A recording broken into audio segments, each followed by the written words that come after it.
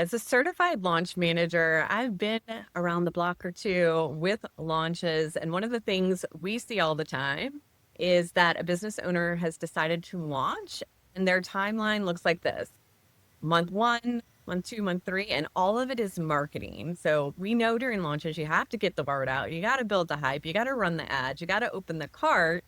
But if you don't start pre-planning before all of that comes up, you're going to be left with an email sequence that is still in your head. You haven't actually built your landing page, or you're doing your presentation the day before. And that kind of stressed out look does not help you convert better, because I really believe that the person who is pitching, who is actually selling the product, their energy matters the most.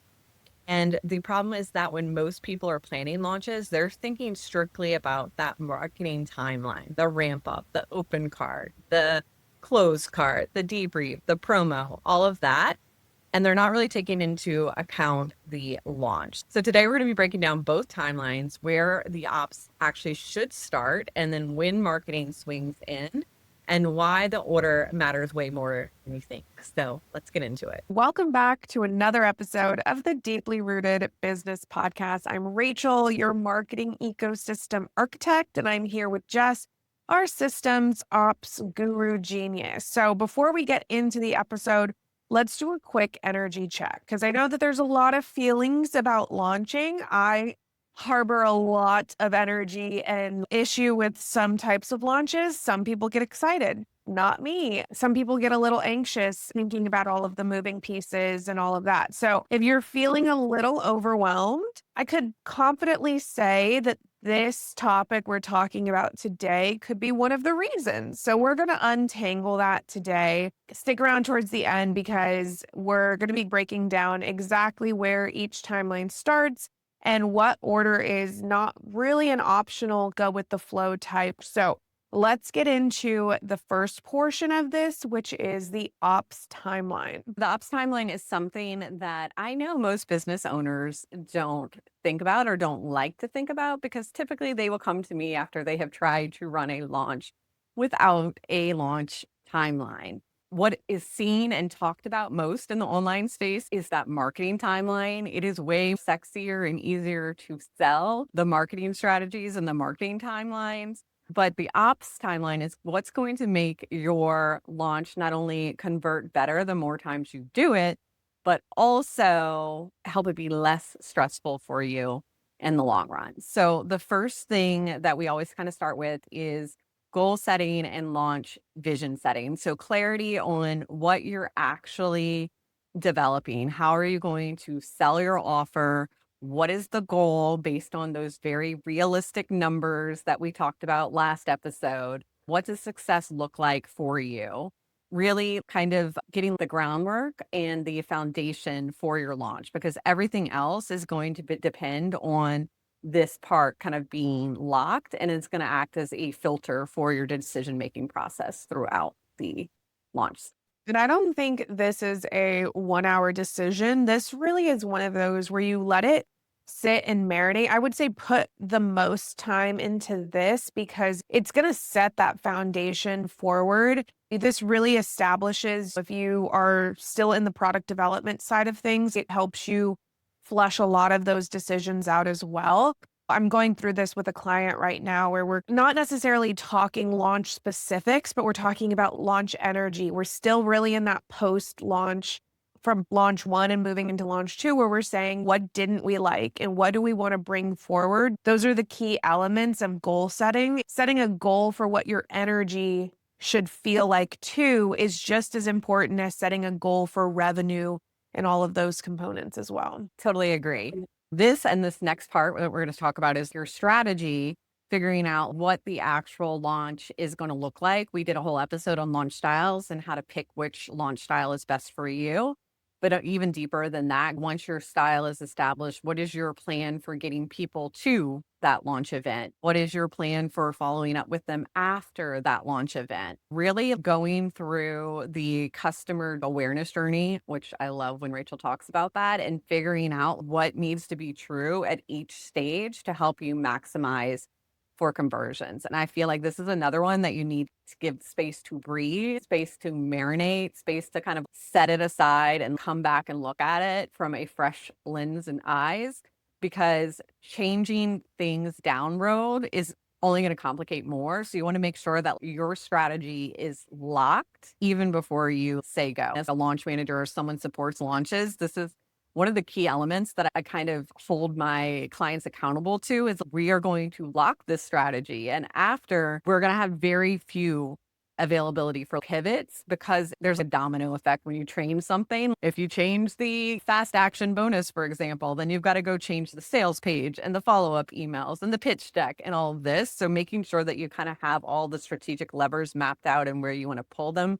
ahead of time will really help from having to do a lot of rework or creating a lot of launch chaos down the road. Yeah, and if you plan accordingly, you have that time to really validate a lot of the uncertainties. So if this is launch one and you're like, well, I don't know where people are in the awareness cycle, validating through content on social or through your email list before ramp up happens really is this time. In this launch that I'm currently planning for launch two of, we have a lot of gaps that we weren't completely aware of. And so we've done surveys, audience polls on social, and really kind of filled a lot of those gaps to bring us closer to what we want in our strategy for launch two.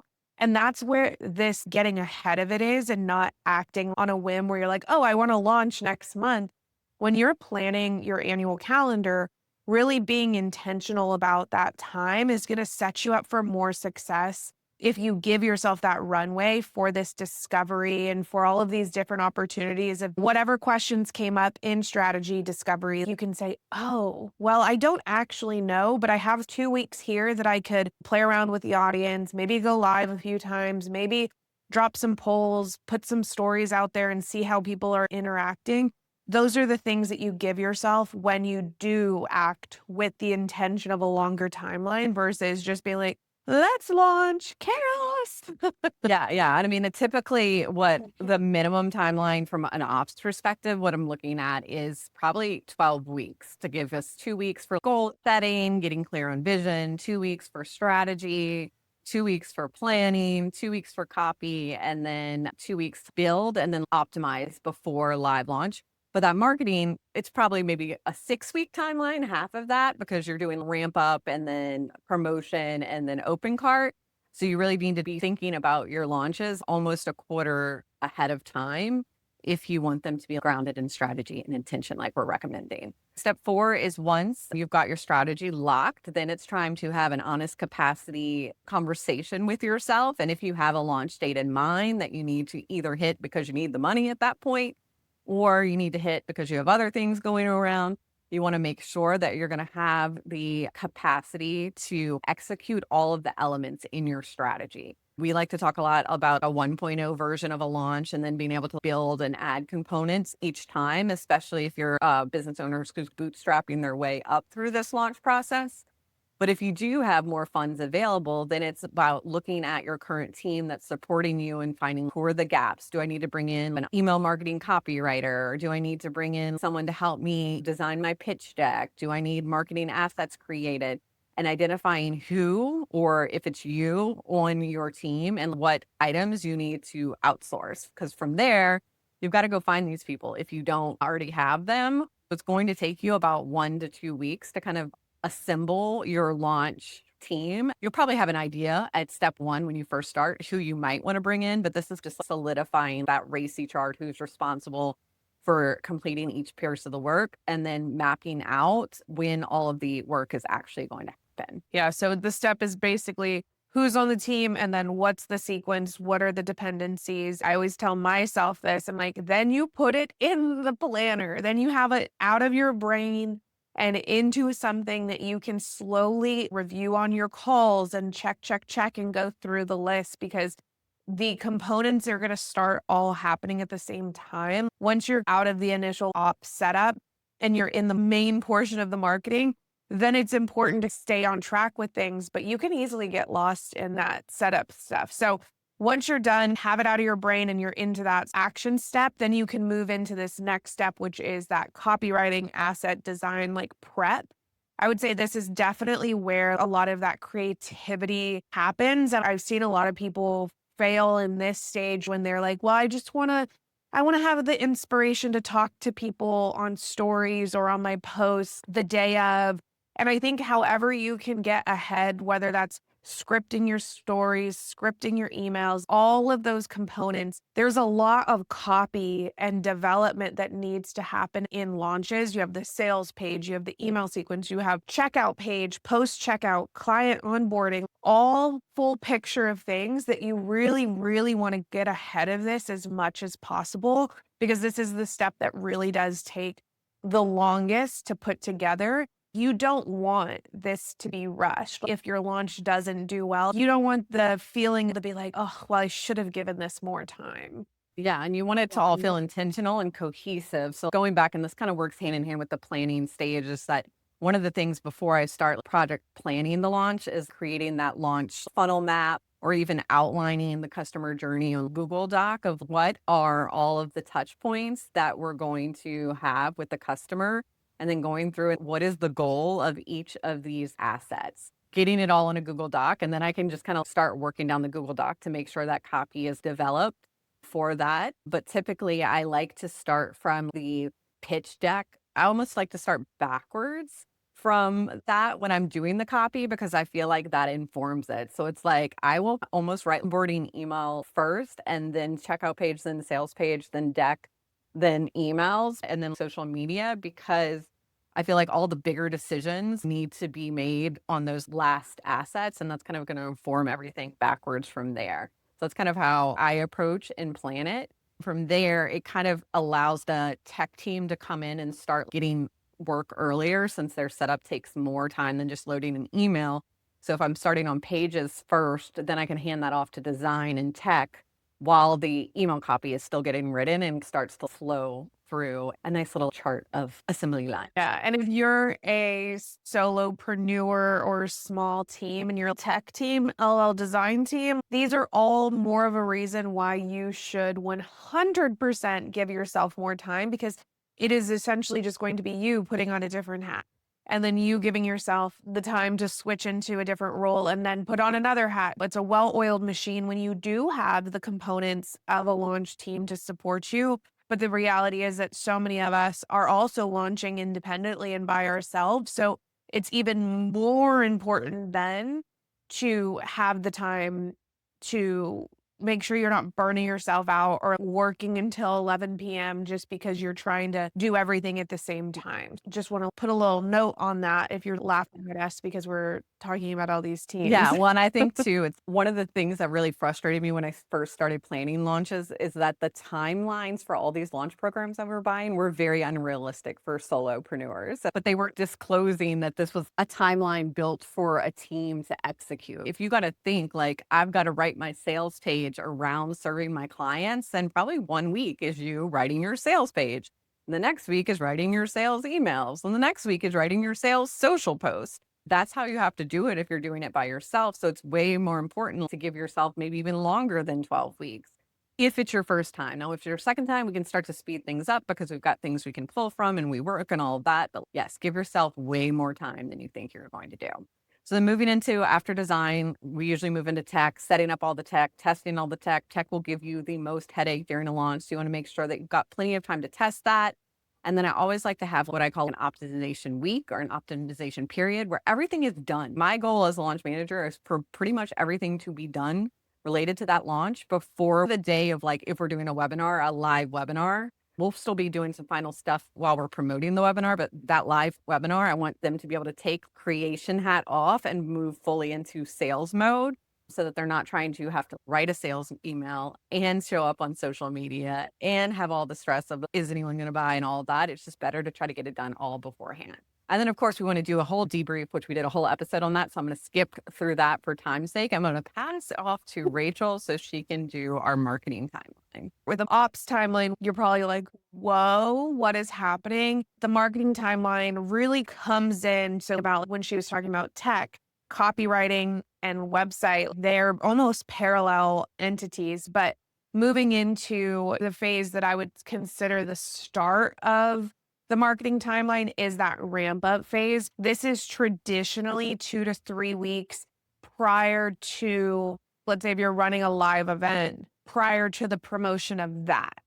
So if you're running a live event, that's 2 to 3 weeks before open cart. So you're really about 6 weeks out from launch where you're really warming up your audience. Whether you've created a new lead magnet or not, you're really trying to get the people who are most primed for this product to pay more attention in this space. So let's say a course creator or a business coach trying to help teach people about social media, you would start talking about this specific audience's pain points so that you're getting them from problem aware to time of promo is solution aware, and then time of open cart is product aware. What we don't want to happen is when people usually skip the ramp up, they use either the live event or the first couple of emails to do a lot of that problem awareness messaging where it's really validating that this person understands their problem to the fullest extent, which at the point of open cart, they should have their credit card ready and be saying, are you the right person for me or are you not? Or even beyond that point, if you're looking at buying behavior, the ramp up serves the purpose to get the most primed people ready to start paying attention. After ramp up is that live promo. If you're doing a live event or a challenge or trying to get people just alert to the fact that a promotion or a launch is about to happen, this is where you shift into it. And the problem of skipping ramp up before you get to this part is that people typically start to tune out after you start talking about a sale or a promotion or a launch. And so what you want to do is make sure that they're paying so much attention and being like, dang, they really know my pain points. They understand me. And maybe intuitively they should know something is coming. But it really should be this moment of awareness shifts that feels very intentional and unnoticing. I think everybody who has been part of a launch where you're just, I'll say the Yap challenge, where I was like, oh my God, this person is everywhere. I am seeing her content. I want whatever she's doing. And this was before I even knew the Yap challenge was a thing. It should have that energy to it, which is hard to put into words, but the purpose of a ramp up is coming into step 2 where you're like, okay, here's what I'm talking about. Here's what I'm selling. You don't immediately isolate people that don't want to be sold to. And then you move into open cart. And the open cart is where the sales window is actually starting. And it typically happens after your live event or after that pivotal moment at the very beginning of a launch. You can typically have your launch from 5 to 7 days. My clients that are very, very much life first businesses will probably not run a launch through the weekend where they have to be actively on.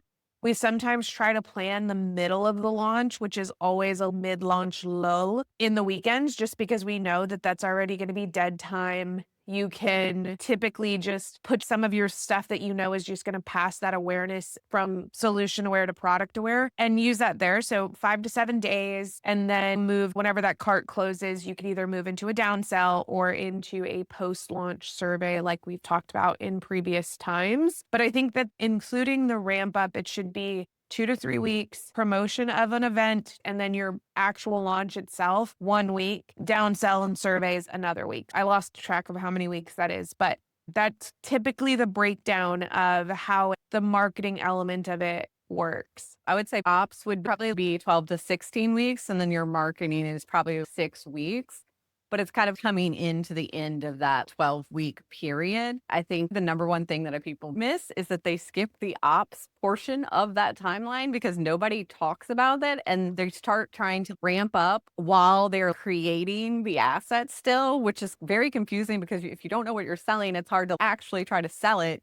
So it's really important to have that strategy nailed down as you move into your ramp up and your promotion. Yeah. And I mean, just try to imagine doing all of that discovery and the goal setting while you're also trying to ramp up. And it really is so chaotic if you plan without that ops portion. For sure, for sure. All right, so let's give them a quick rundown of both the timelines. So ops, you want to make sure goal setting, strategy, planning, copywriting, assets, tech, build live, and then marketing. Don't skip the ramp up. It's the most important part.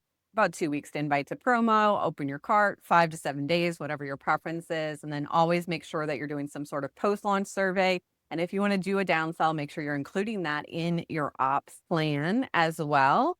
And like I said, the number one mistake that everyone makes is skipping that ops portion or not giving them enough time for that strategy, vision, goal setting portion. Because then when you're getting to asset creations, you're getting stalled because then you're going to have to go back and make a decision that you should have made 2 weeks ago and then realize that that decision is going to domino down to the other things that you already created. And it's just going to be a mess. We don't want that to happen. So make sure you are doing your due diligence and getting this all planned out ahead of time. Awesome. So I hope that was helpful. What we want to know, if anybody is planning launches, are you in the ops phase right now or the marketing phase? We want to pay attention. Drop it in the comments, send us a DM, or even just email us. We want to follow along, and we hope that you're following along through this series. We have 2 more episodes for launch coming through. And if you enjoyed this episode, share it with a biz bestie who's also in launch mode right now. Leave us a review, follow us if you haven't already. And until next week, we're rooting for you.